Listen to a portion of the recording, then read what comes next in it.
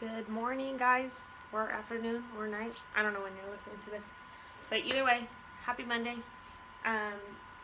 Last week on Friday, we started learning about length, inches, feet, yards. And today we're still going to be doing measurement, but today we're going to talk about volume. So a lot of times we have to measure liquid. And that's what we're going to do today. We're going to talk about capacity. And capacity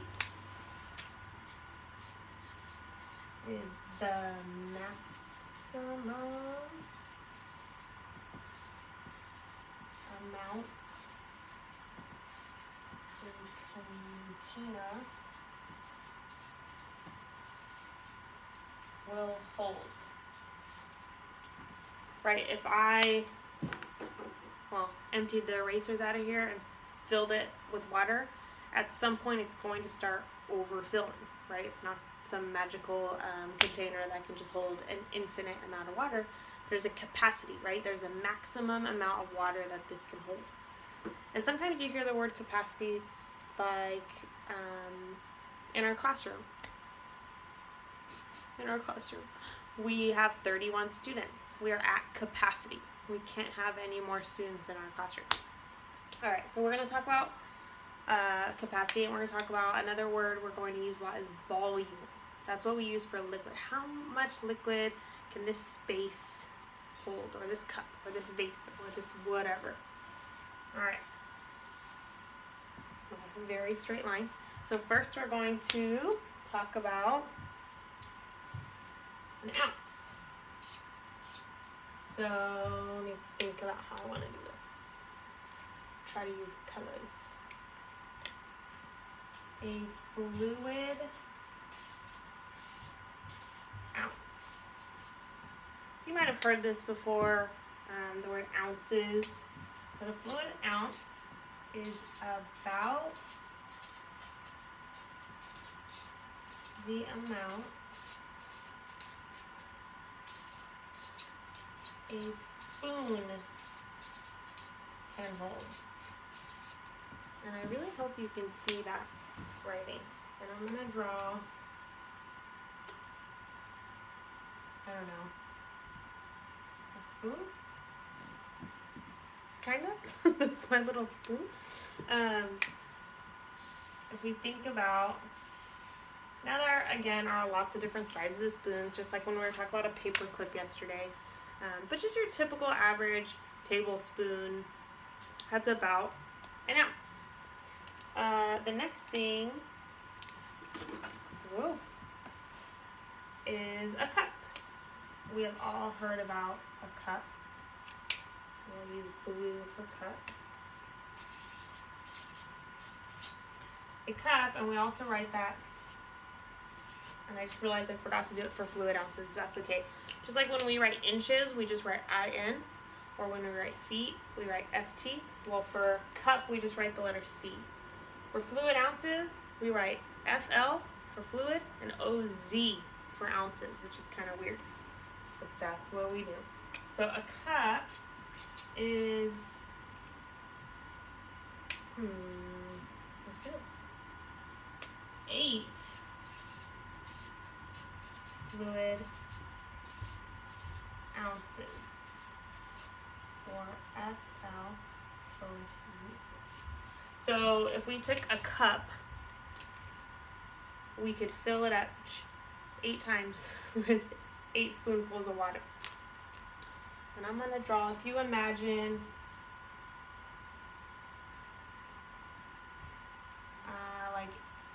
in the cafeteria, when we would get our cartons of milk, that's about a cup. A cup, or 8 fluid ounces. So here's our milk.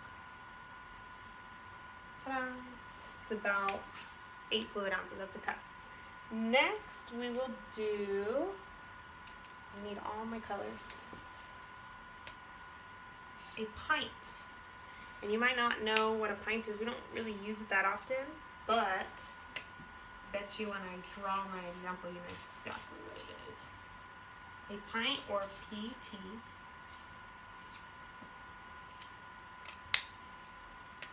is let's do, so 1 pint is 2 cups. Okay? Or, if it's 2 cups, how many fluid ounces is it? 16, let's write FLOZ, fluid ounces. So a pint, there are lots of times where you've probably eaten ice cream and you get the individual cup of ice cream where you just eat it all and it's delicious. That's a pint. Not the larger one where you have to share. I'm talking about the one where you get it and it's just yours. That's a pint. So I'm gonna draw my little pint of ice cream. And we will write ice cream. Ice cream. Okay?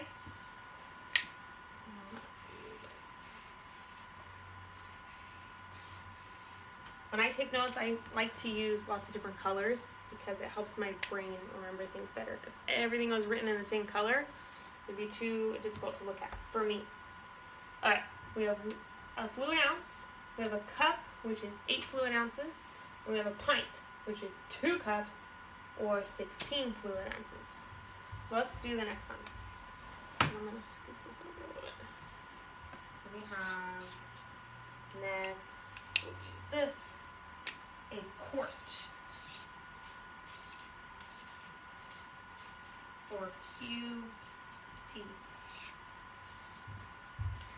Now quart, we don't really use as often as some of the other ones, but you've seen it before. A quart is 2 pints.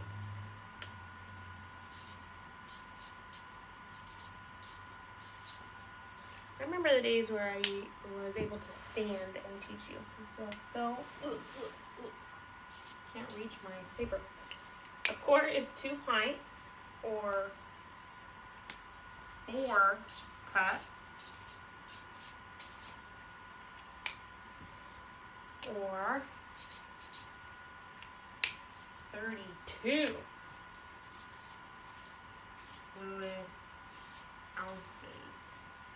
Okay, and if you imagine some of your parents or guardians or brothers or sisters even might drink coffee, and you have creamer, and there's like this kind of skinny cardboard, kind of like our milk carton, but taller and skinnier. That would be about a quart. Not as big as like an orange juice cardboard container. Kind of this weird middle size. So I'm gonna draw that.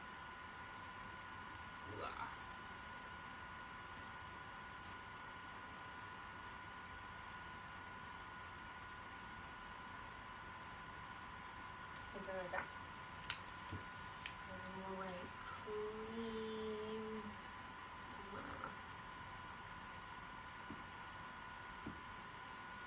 Creamer. Why not?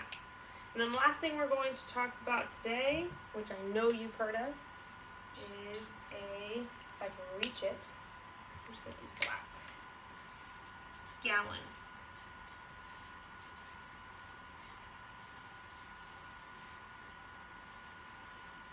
A gallon, or G-A-L, a gal, is, oh my god, this thing get bigger and bigger, is 4 quarts. So I can reach.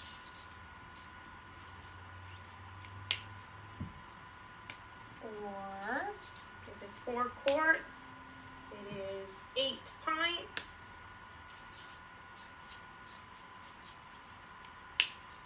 Or 16 cups.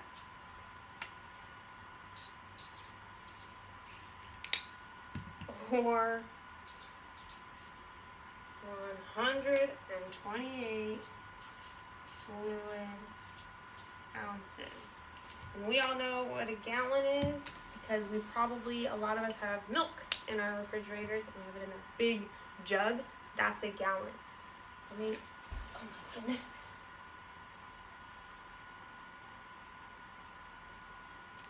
draw my messy gallon.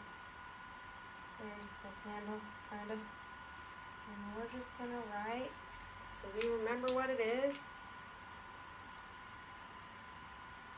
Milk. That's the cap. Cap is usually the same color. So that's our milk. And this can all be hard to remember. I don't remember all of it. Sometimes people in their homes, they have like a magnet on their fridge to help them remember. Because this is a lot.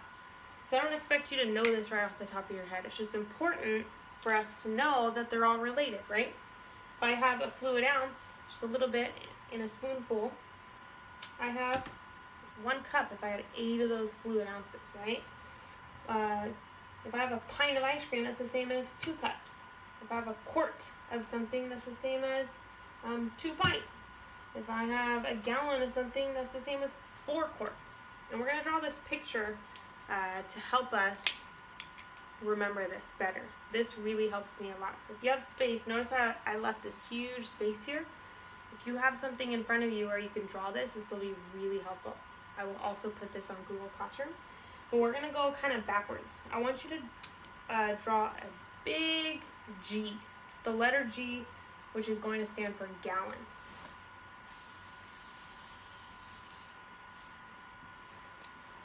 Alright, that's what we're going to do there. And then, that was my black one. For quarts, I was using this pink color. 1 gallon is how many quarts? 4. 1 gallon is 4 quarts.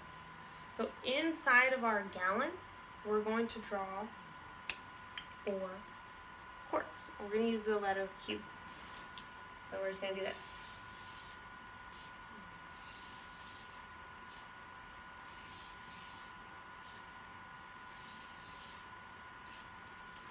But in a gallon, now I can hopefully remember that in 1 gallon, I have 4 quarts. Okay? Now let's go to quarts. In each quart, how many pints do I have? A quart is 2 pints. So inside of each of our quarts, I'm going to draw 2 pints. And we're just going to use the letter P. So we're going to go P, P, P, P, P, P, P. And that makes sense because in a gallon, I have 4 quarts or 8 pints. 1, 2, 3, 4, 5, 6, 7, 8. Right? And in each quart, I have 2 pints. Now, in each pint, how many cups do I have? How many cups? A pint is 2 cups. So in each of our little pints, we're going to draw 2 C's.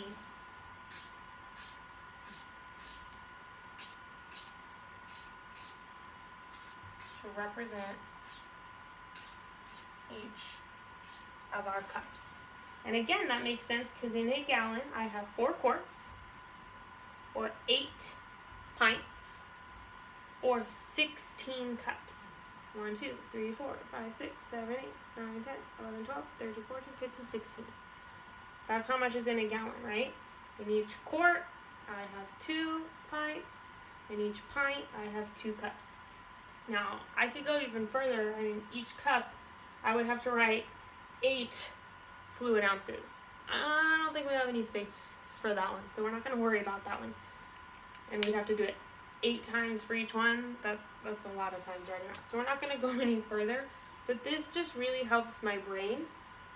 So hopefully you wrote this down too, because remember, it helps our brains when we actually take the steps and write it down ourselves. This just really helps me because I can visualize it and I can remember it. Okay, a gallon is 4 quarts. 1 quart, okay, that's 2 pints. 1 pint, that's 2 cups. It helps us remember things like that. And I'm really excited. I'm going to take a picture of this for you, but I'm really excited for today because hopefully last week, some of you, I saw some videos that you made on Flipgrid. You can watch each other's videos. You can comment on each other's videos. You can like each other's videos. Whatever you want to do. But I'm really excited because today, after we go through this, you're going to have a quiz on Khan Academy about this. and I want you to go on Flipgrid, and you're going to make a video on explaining this. You don't have to show your face. You absolutely can if you want. You can just show your hands. You can use your Chromebook or a phone or whatever, and you're going to upload it on Flipgrid. And I want to hear you explaining to me some of these measurements. If that means you take a spoon and like a measuring cup, and you have some water, and you 8 times 1, 2, 3, 4, 5, 6, 7, 8. And you're like, look, 8 of these ounces equals 1 cup. If you show me that, that's great. I want to know that you're understanding this, and I need to see it. So please have fun with it. I want to see you in action, and I wish I could be in class with you guys. We would be making a mess right now with water all over our classroom, doing these things together, but we are not. So we have to do the next best thing. We have to use what's around us, right? This is not a situation that any of us want to be in, but we have to make the best of it. So make a video. You can just show your hands, right? Maybe have someone record for you. Get creative. Make me laugh. I miss laughing with you guys.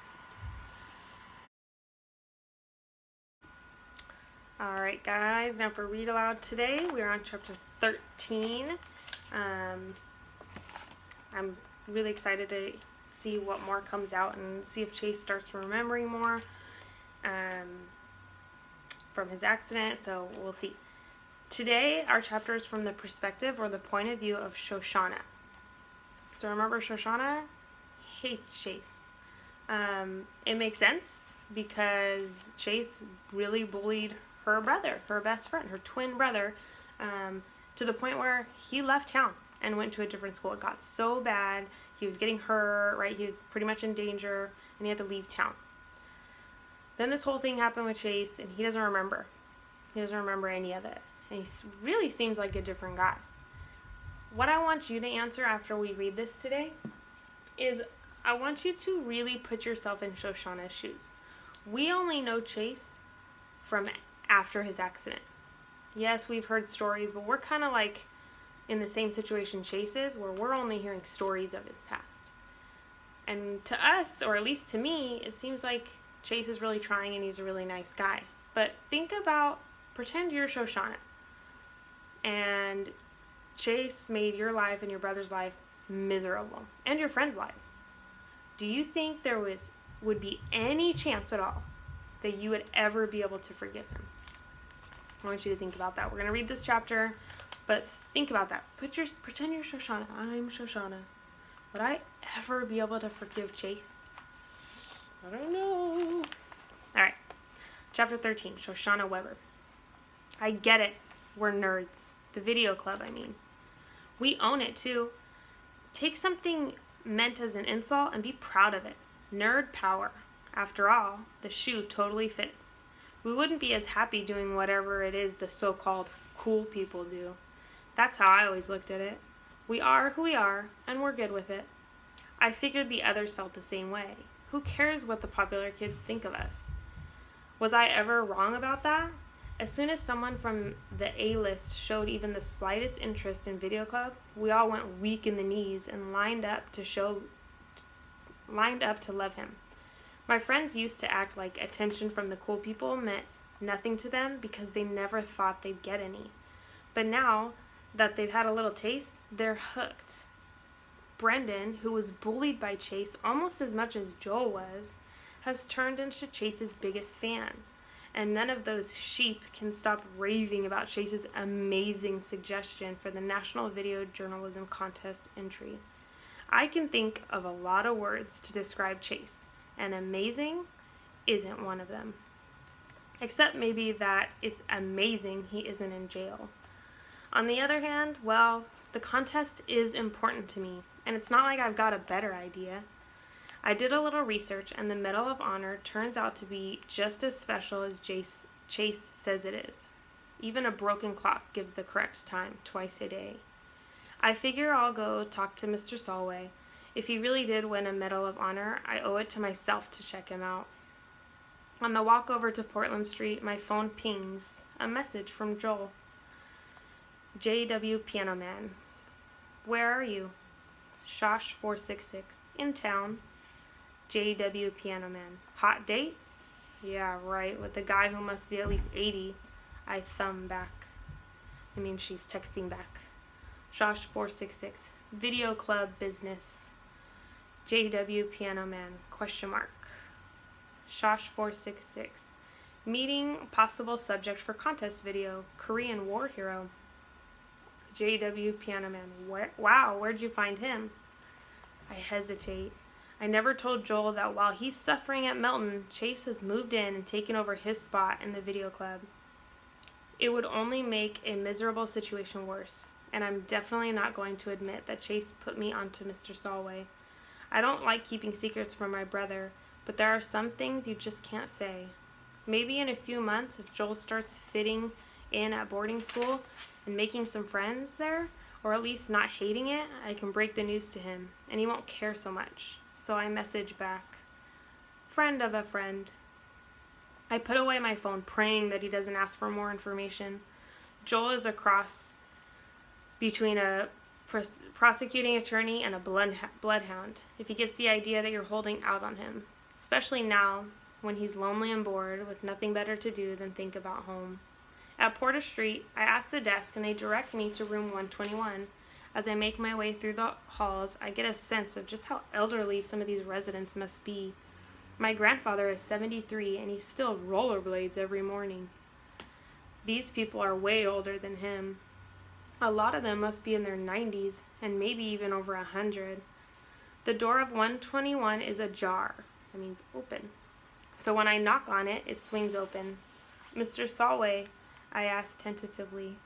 A gruff voice announces, "We don't want any." Not selling anything. I step farther into the room and get my first view of him. I can't see him directly since he's facing away from me, watching a news channel on TV. He's short but sturdy with thick white hair. "I just want to talk to you. I'm in the video club at my school and you call yourself a governor?" He bellows suddenly at the TV. "You couldn't run a hot dog cart. You're an idiot." I keep talking. I do that when I'm nervous. And there's this national contest where you have to interview a senior citizen who's had an interesting life. He turns in his chair and fixes me with his burning gaze. "Do I know you?" I'm still babbling. "And I heard that you were awarded the Medal of Honor in the Korean War?" He reddens. "Is that what this is about? That medal doesn't make me any more special than a lot of other people who were there. Go interview one of them and leave me out of it." I'm trying to be reasonable. "Don't you want your story to be told?" "No, it's not. It's my story. It's enough for me to know it." By now I've caught sight of the picture of President Truman hanging the medal around a younger Mr. Solway's neck, and I'm convinced that he has to be my subject. A lot of kids my age don't understand the sacrifices people like you made for our country. Don't flatter me, kid. I'm 86 years old, and there's precious little left of me to flatter. I don't want to be interviewed. I don't want to be thanked. All I want is for the dining room to stop serving creamed spinach. I'm completely defeated. The guy is impossible, absolutely determined to stew in his own misery. He almost reminds me of Joel, who is so ticked off at where he ended up that he can't allow himself to try to make the best of it, because then he'd have nothing to complain about, and complaining is the only thing that keeps him going. The difference is that Joel has every right to be angry at the curveball life pitched him. This old creep is just plain mean. I'm about to back out the door in defeat when a familiar voice announces, "Good news, Mr. Solway. I snagged the last prune Danish." There he is, that alpha rat of my family's nightmares, bearing a pastry on a paper plate. He's got a name tag on, proclaiming him to be Chase, volunteer. The change in Mr. Solway is incredible. His crabby glower morphs into a grin that lights up the room. Come to think of it, it makes perfect sense. Who can cheer up a miserable jerk who would never give anything else the skin off a grape? Only another miserable jerk. Someone even nastier and more selfish. The two of them were made for each other. Then Chase notices me. "Oh, hi, Shoshana." His smile disappears when I glare at him. Wait a minute, Mr. Stallway exclaims. Is she your friend, Chase? He nods. We're in video club together. I'm the one who suggested you for her project. The old soldier thinks it over and comes to a conclusion with a curt nod. That makes it different. I'd be happy to help the two of you out. I don't like the sound of that. I don't have a partner for this contest, and even if I did, the last person on earth I'd ever choose would be Chase Ambrose. But if I say that to Mr. Stallway, I'll get kicked out again, this time for good. I turn furious eyes on Chase. He gazes innocently back, and I know that somewhere deep down he's laughing at me. It looks like I have a partner, whether I want one or not, and I don't.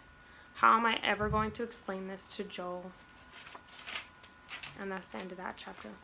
So again, think about Shoshana. Think about someone being so mean to someone in your family. It's hard to forget and let go of those kinds of things. Someone made someone that you love absolutely miserable, and there they are. They have no idea, and they're just being nice, actually, and it's hard to look past that. So think about it as if you're Shoshana. Would you ever be able to forgive Chase? Yes or no? Ooh.